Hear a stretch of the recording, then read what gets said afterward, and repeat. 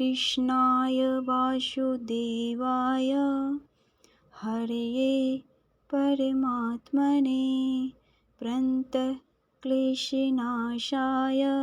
गोविंदाय नमो नमः।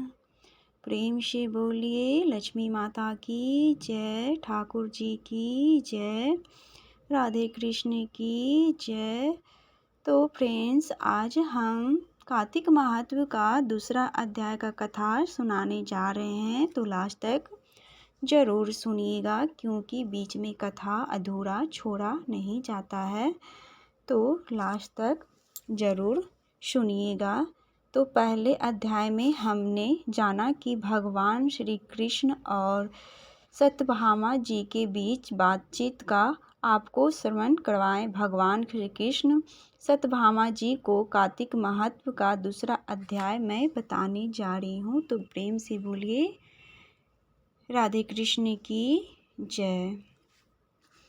भगवान श्री कृष्ण ने कहा कि हे देवी गुणवती, अपने पिता व पति को राक्षस द्वारा मारे जाने का समाचार सुनकर बड़ा विलाप करने लगी। हाय नाथ, हाय पिता, मुझको त्याग कर तुम कहाँ चले गए थे?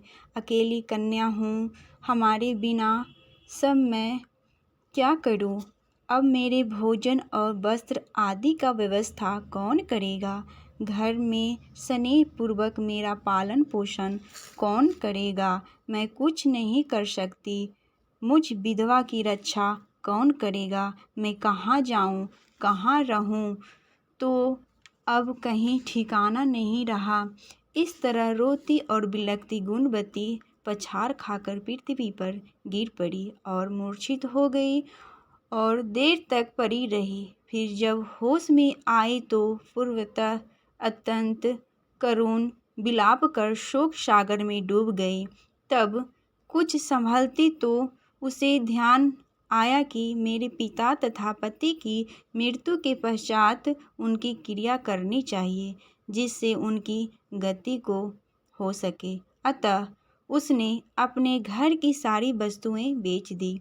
उनके बेचने से जो पैसे उसे मिले, उसने अपने पिता और पति की श्राद्ध आदि क्रिया की। फिर वह उसी नगर में रहती हुई भगवान श्री कृष्ण विष्णु की भक्ति में आठों पहर रहने लगी। उसने जन्म से लेकर मृत्यु तक नियम पूर्वक सारी एकादशी के व्रत और कार्तिक महीने में उपवास तथा व्रत किए। हे प्रिय, ये एकादशी और कार्तिक व्रत मुझको बड़े ही प्यारे हैं। मुक्ति, भक्ति, पुत्र तथा संपत्ति को देने वाला परम पवित्र है। जो मनुष्य कार्तिक मास में जब तुला राशि पर सूर्य आता है तो सवेरे उठकर स्नान करते हैं, व्रत व उपवास करते हैं, वह मुझे बहुत ही प्यारे हैं, क्योंकि यदि वह बड़े पापी भी हो तो भी स्नान व्रत के प्रभाव से उनको मोक्ष की प्राप्ति हो जाती है। जो मनुष्य कार्तिक में स्नान, जागरण, दीपदान तथा तुलसी के वृक्ष का रक्षा करता है, वह साक्षात विष्णु भगवान के तुल्य हैं। जो मनुष्य कार्तिक माह में मंदिर में झाड़ू लगाते हैं, स्वास्तिक बनाते हैं और विष्णु पूजन करते हैं, वह जीवन मुक्त हो जाता है। यह सुनकर गुणवती भी प्रति वर्ष मन लगाकर कार्तिक का व्रत और भगवान विष्णु का पूजन करने लगी। हे प्रिय, एक बार वह ज्वरग्रस्त थी और दुबली हो गई थी, फिर भी किसी न किसी प्रकार गंगा स्नान के लिए चली गई। गंगा तक पहुंची थी, किंतु शीत के मारे वह बुरी तरह से कांप रही थी। वह एकदम शिथिल हो गई थी। तब वह मेरे भगवान विष्णु के दूत के द्वारा मेरे धाम में आए। उसके पश्चात ब्रह्मा आदि देवताओं की प्रार्थना पर जब मैंने कृष्ण का अवतार लिया तो उस समय मेरे गण भी मेरे साथ आए। वह सब इस पृथ्वी पर यादव बने। तुम्हारे पिता जो भी पूर्व जन्म में देव शर्मा थे, इस समय सत्राजित हैं। पूर्व जन्म में चंद्र शर्मा जो तुम्हारा पति था, वह आंकू है। और हे भामिनी, तुम ही वह गुणवती हो, वह कार्तिक व्रत का ही प्रभाव है जिससे ही कि तुम मेरी अर्धांगिनी बनी हो। पूर्व जन्म में तुमने मेरे मंदिर के द्वार पर तुलसी का पौधा लगाया था। वह इस समय मेरे महलों के आंगन में कल्प वृक्ष के रूप में खड़ा है। तुमने जो उस जन्म में दीप दान किया था, उसके कारण तुम्हारी देह सुंदर और तुम्हारे शरीर में शोभा है और घर में साक्षात लक्ष्मी निवास करती है। तुमने चूंकि पूर्व जन्म में अपने समस्त व्रतों का फल पति स्वरूप विष्णु के अर्पण कर दिया था, इसी के प्रभाव से तुम इस समय मेरी प्रिय भामिनी हुई हो।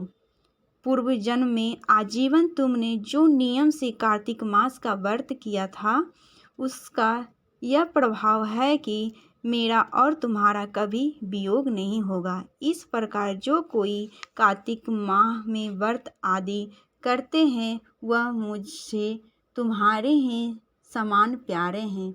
वह लोग जो कि दूसरे जप तप यज्ञ दान आदि करते हैं, कार्तिक मास में किए गए व्रत के सामने उनका फल बहुत छोटा हो जाता है।